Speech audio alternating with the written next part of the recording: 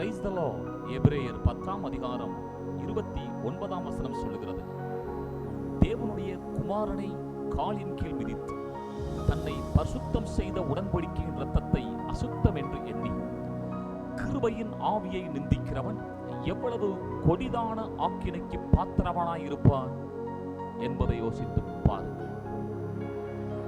பழைய உடன்படிக்கையிலே ஒருவன் தேவனுக்கு விரோதமாய் பாவம் செய்யும் பொழுது, அவன் விசுவாசத்தை விட்டு விலகி செல்லும் பொழுது, உடன்படிக்கையை கை கொள்ளாமல் போகும் பொழுது 2-3 சாட்சிகளினாலே அவைகள் நிரூபிக்கப்பட்டு அவன் கொலை செய்யப்பட வேண்டும்.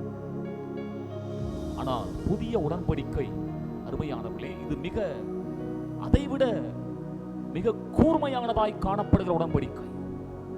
ஏனென்றால் இங்கே கிரியையினாலே நாம் ஒன்றையும் செய்ய வேண்டியதில்லை, கிரியையின் மூலமாய் கடவுள் நம்மை ஏற்றுக்கொள்வதும் இல்லை.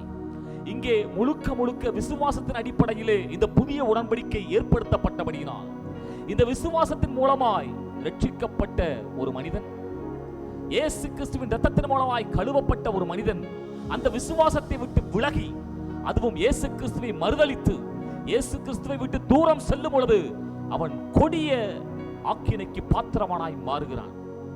ஆகவே இப்பேற்பட்ட ஜனங்கள் ஒன்றே ஒன்றைதான் செய்ய முடியும், மீண்டுமாய் தங்கள் ஆதி நிலையை உணர்ந்து தன்னை பரிசுத்தம் செய்த இயேசு கிறிஸ்துவின் இரத்தத்தினுடைய அந்த மதிப்பை உணர்ந்து தேவ சமூகத்திலே வந்து மனம் திரும்பி வருந்தி தங்கள் பாவத்திற்காக தேவ சமூகத்திலே மன்றாடும் பொழுது, ஆம் பிரியமானவர்களே, கிருபையின் தேவன் அவர்களுக்கு மீண்டும் அந்த பாவத்தை மன்னித்து விசுவாசத்தை கொடுத்து அவர்களை மீண்டும் அவர்கள் நிலையிலே நிறுத்துவதற்கு அவர் போதுமானவராய் இருக்கிறார்.